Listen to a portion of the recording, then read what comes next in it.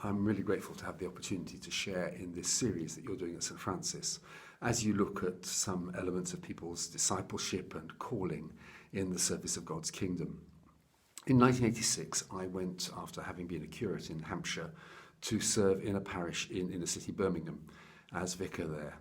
This was a parish which was facing all sorts of challenges of deprivation and so forth. Most people lived in high-rise tower blocks, and other housing was really not of a very good standard. Up until that point, if I'm honest, I hadn't really thought about housing in any sensible way, in any kind of constructive way. I just kind of assumed people had houses and they lived in it. But as soon as I arrived in this parish and began to visit people in their homes, I realised that a lot of people were living in really, really poor quality housing, which was completely unsuited to their needs, and began to think about those things. In that parish, most of the property was owned by the city council at that stage. Other property was owned by housing associations, social housing providers. And about a year into my ministry there, I found myself invited to go along to the annual general meeting of one of these housing providers. And before I knew what was happening, by the end of that meeting, I found myself being elected to their committee of management, which was a bit of a surprise. But it began what then became an involvement in issues of social housing, the provision of decent housing for people, which has gone on pretty well ever since. That organisation had begun as a result of two church members. It wasn't a specifically Christian organisation by its constitution, but these two people from a local church had got together in the 1950s, and they had got some of their friends involved, and they bought some houses, just a couple of houses. The thing that prompted them was the realisation that the 1950s wave of immigrants from the Caribbean were being housed in appalling circumstances, and there was deep, deep racism, which meant that it was really difficult for them often to find houses to rent or flats to rent. And these people got together, they bought these big houses, and they converted them into bedsits to provide some decent housing for those people.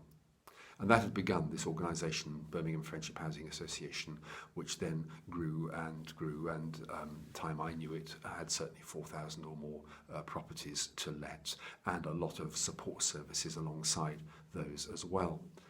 Over the next few years, as I remained in the Diocese of Birmingham, I continued that involvement until I became the vice chair of that organisation, and also began to get involved in one or two national housing organisations.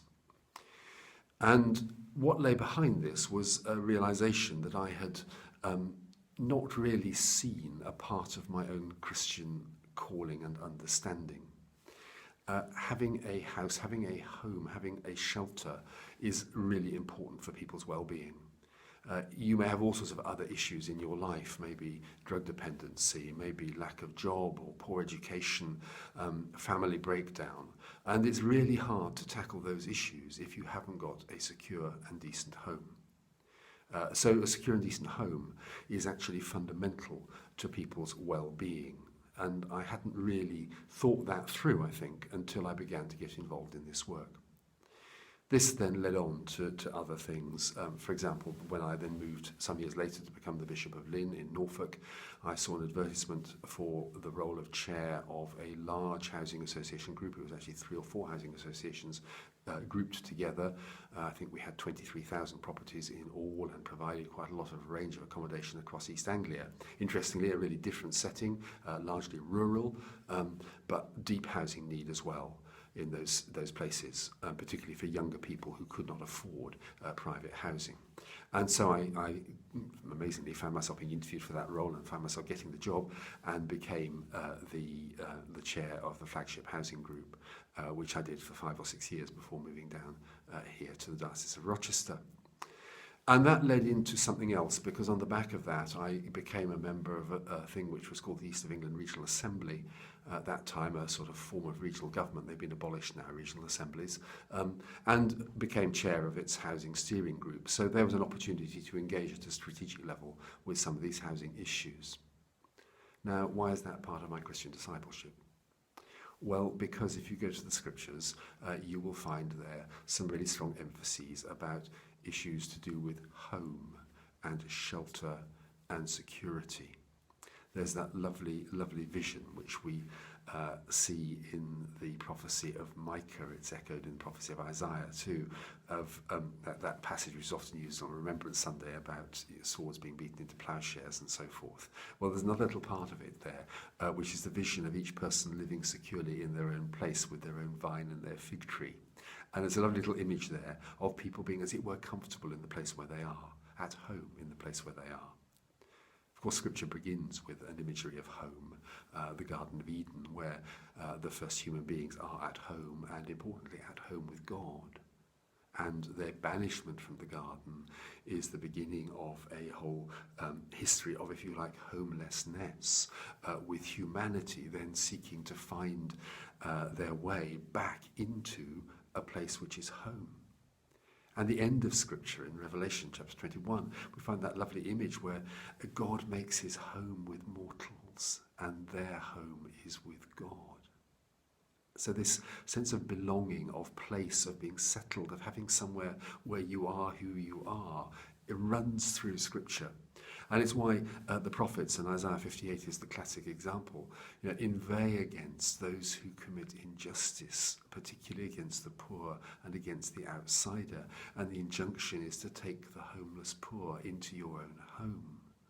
Well, some of us are called to do precisely that, but others of us do it in other ways, like working with organisations which are there to provide housing, to provide decent housing, to enable people to have that security of knowing where they are.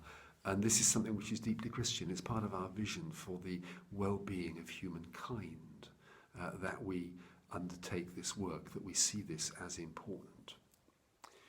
In later years, alongside the work in these secular housing organisations, I became a trustee of Housing Justice, which is a Christian ecumenical charity which supports many local projects, including winter shelters and others, around issues of housing and homelessness, and seeks to engage the churches and Christian people in all of that. And of course, many Christians are involved.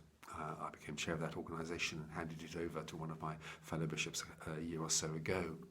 And in many ways, the work of Housing Justice gave rise to and fed into the commission which the Archbishops of Canterbury and York put in place, which reported recently a commission on housing and the Church's involvement in housing.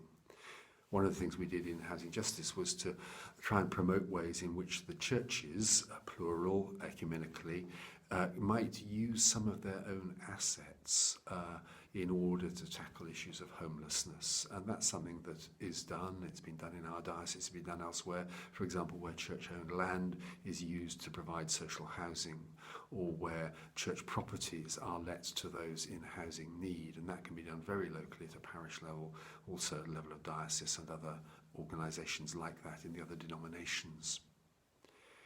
I don't know whether this is something I'm going to be able to continue in my retirement, but I'm certainly open to it, and I'm beginning to look at possibilities for going back more actively into this particular world, because I do see it as so important. And as I say, it's been a strand which has run through my own story of being a Christian disciple since 1987, since that first involvement with the Birmingham Friendship Housing Association. And I give thanks to God for those opportunities. And I give thanks for those people and those organisations which are devoted to tackling these issues of poor housing and of homelessness. Because in our Christian vision for the well-being of humanity, for human beings being able to live in the way which God wishes them to live, having a home, having shelter, having housing is key to so much else.